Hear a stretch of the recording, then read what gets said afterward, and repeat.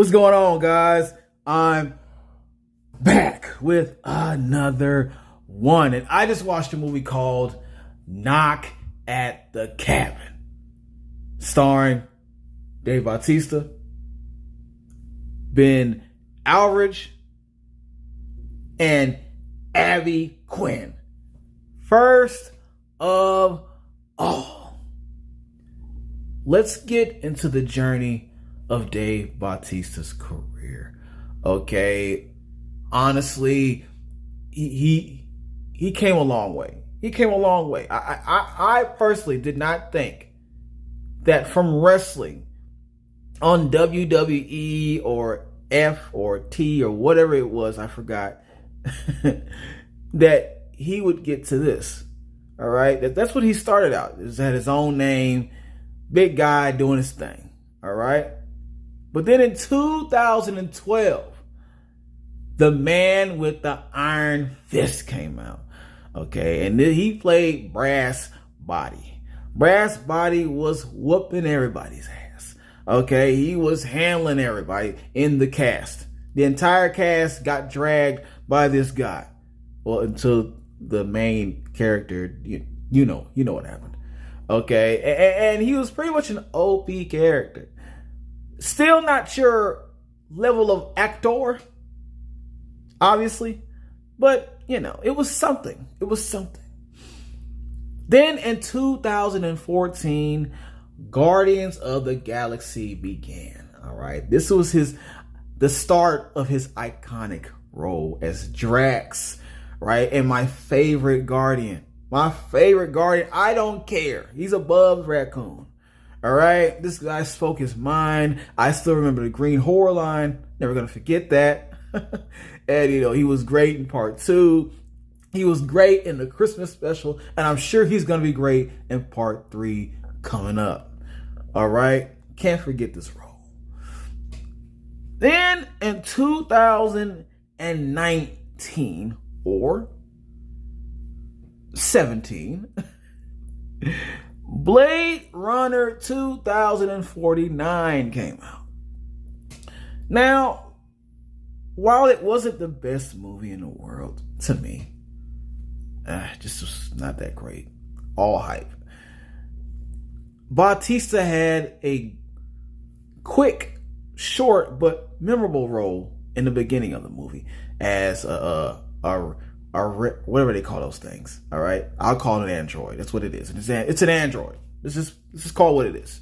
All right, and he had a quick fight with the main protagonist, which should have been a lot longer, but that's what he did. Okay, and I remember that part. And it's still showing that he only can do a role, well, at the time, as this big brute warrior type guy. But it was something. It was still something in a sci-fi movie. Okay? Then, in 2018, Hotel Artemis came out. All right? There was some kind of thing going on in this one hotel, different characters, one hotel type of story. Okay? This has been done before, but this was quite interesting. Not the greatest movie in the world, but it was decent. It was decent. And of course, Bautista was in it, playing that big burly dude that's whooping everybody's butt. All right. Still not getting too far from what he's able to play. Not yet. Not yet. Because then in 2019, Stuber came out. Now, this is when he began to realize, hey, I can do comedy too. I can do comedy. I'm funny. I'm funny as DRAX. Why not do this movie with Stuber with this famous Indian comedian? All right, why not do that? I can make people laugh. It was better than some comedies that's come out in these recent years, but not the greatest. Nothing in that movie made me just laugh extremely hard about it. Okay, I hate to put it like that. It was mediocre. It was mediocre at best. But he was still trying. We know he can make people. He know he can be funny. We know he can do it. It just wasn't this movie. All right. Then in 2021, Army of the Dead came out. Now, this is another installment of yet another zombie classic in the making, because you know why I like this movie. The zombies were where they had a community. They could kind of talk. Some of them kind of like they think like actual people. They had like a kingdom. They had a kingdom. They had a kingdom of zombies. But besides that, it was getting to Bautista playing more of a serious role with layers to his character, actually. A little bit. He had depth to his character now. And I appreciate that. We're getting somewhere. Now we're getting somewhere. That's what I tell myself with his role in this movie. So I appreciate that role he did. Okay? Because within that same year, Dune came out. Yes, a remake. And the second part is yet to come out. But in that first part, he replayed an iconic role of a name I cannot pronounce because it is ridiculous. But the original guy that played that role was this out of shape, pasty looking dude who was more comical than intimidating. So I appreciate him redoing this because he did a much better job than the original guy. And I don't think I mentioned that the first time I reviewed the Dune movie. But yes, he did do a better job than the original. It was more believable that he is the guy you should fear. All right. Kudos to him on that one. And now we have A Knock at the Cabin. All right. And my question is, will this be the movie that finally lets us see his true acting chops as they should be? We're about to find out. Let's go. A Knock at the Cabin. For those who don't know, for those who are not aware, if you don't know about A Knock at the Cabin by now, you're somewhere far off in a cabin. All right? Minding your business. Getting approached by some maybe some religious crazies, I don't know, about to have an experience you don't want. And so you can't pay attention to what's going on in the outside world. I'm sure of that. But other than that, don't play me. Don't play me. A Knock at the Cabin. It's pretty much about a newlywed couple. I think they're newlywed, with their adopted daughter. And they take some time out in this cabin in the woods. Of course, it's always got to be a cabin. And, just to get away and just get away from the world and so on and so on.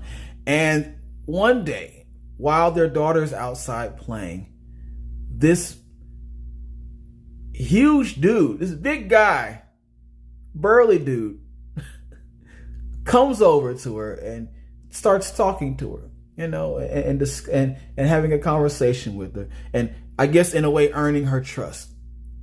Then he lets her know that he has to speak with her parents.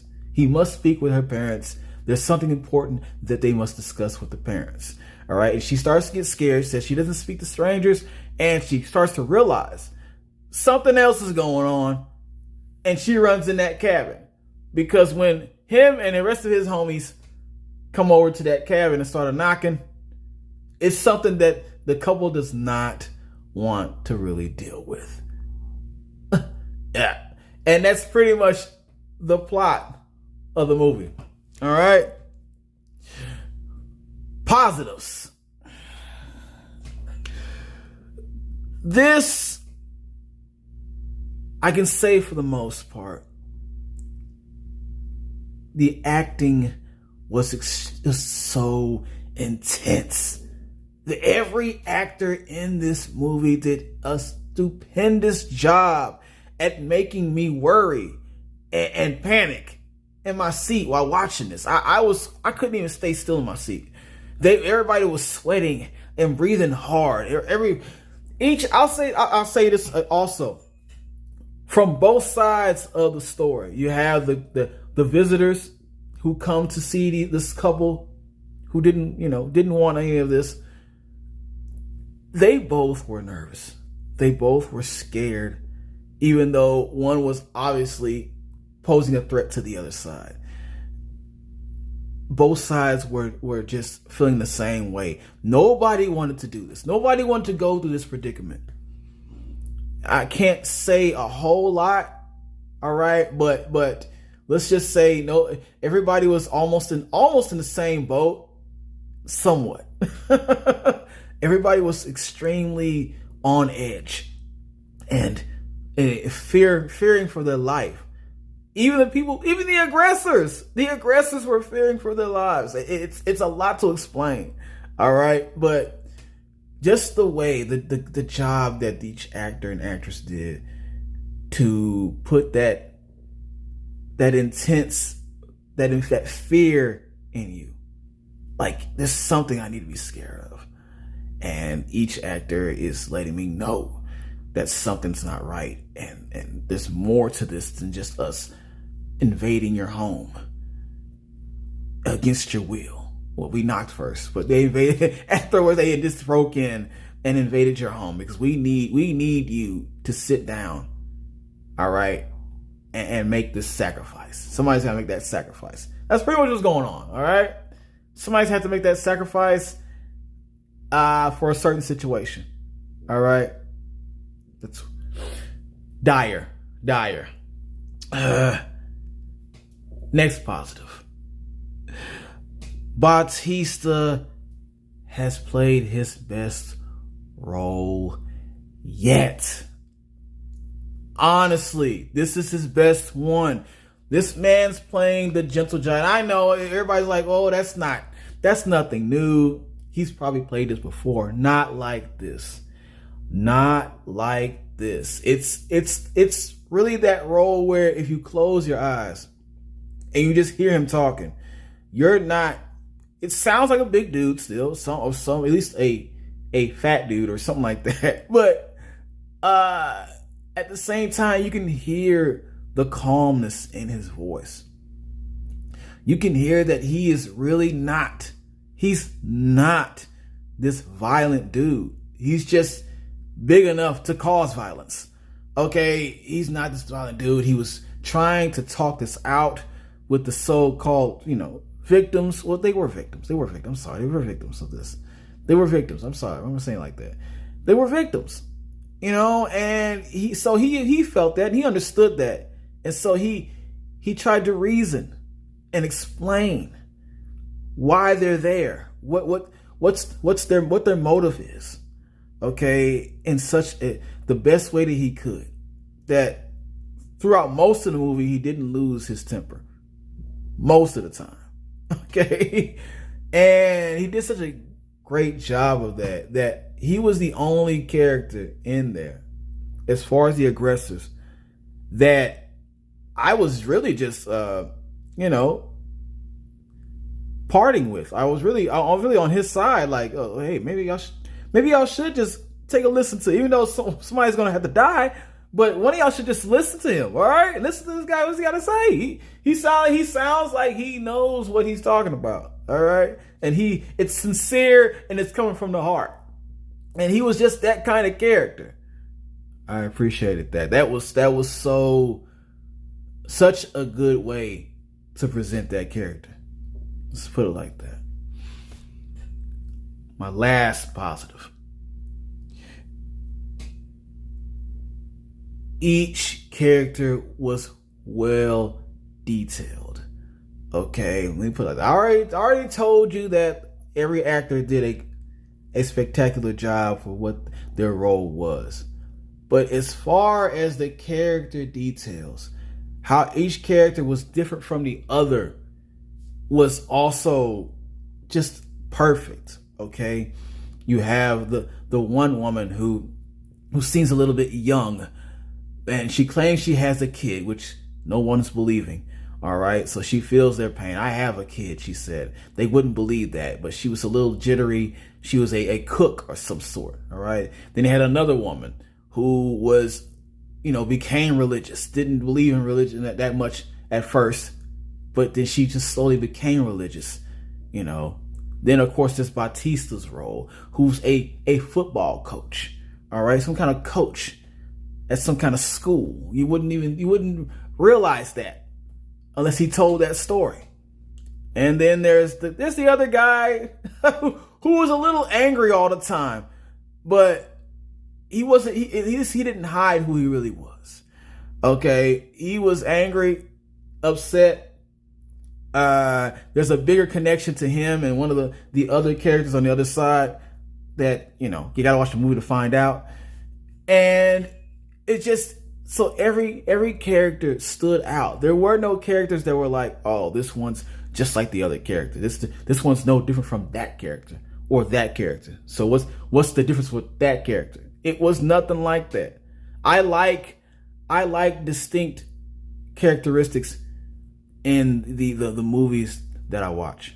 I don't like it when none of the characters or most of the characters don't stand out and they're all just kind of this monolith. It's not interesting at all.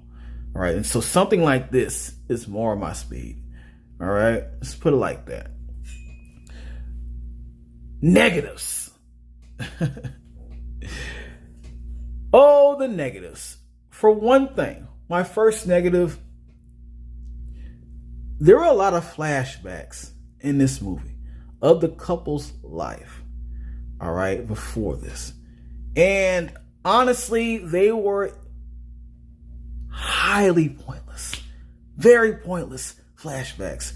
They were not needed. None of those flashbacks made me feel like, oh man, I feel for this couple now. I understand why. Don't do it, guys. Don't do it. Don't make them choose. No, none of that. This is stuff that.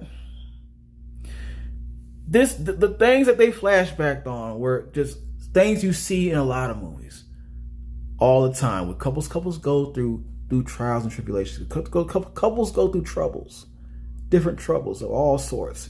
Okay, I thought one of the flashbacks would at least.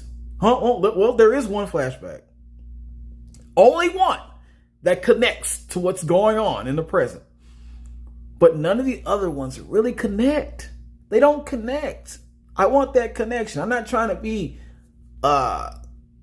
insensitive here. All right. But at the same time, if you're going to do that, give me some kind of connection to what's going on in the past, to what's going on in the future. The present and possibly the future. All right. That's all I ask with that. Another negative. The plot is not what I expected.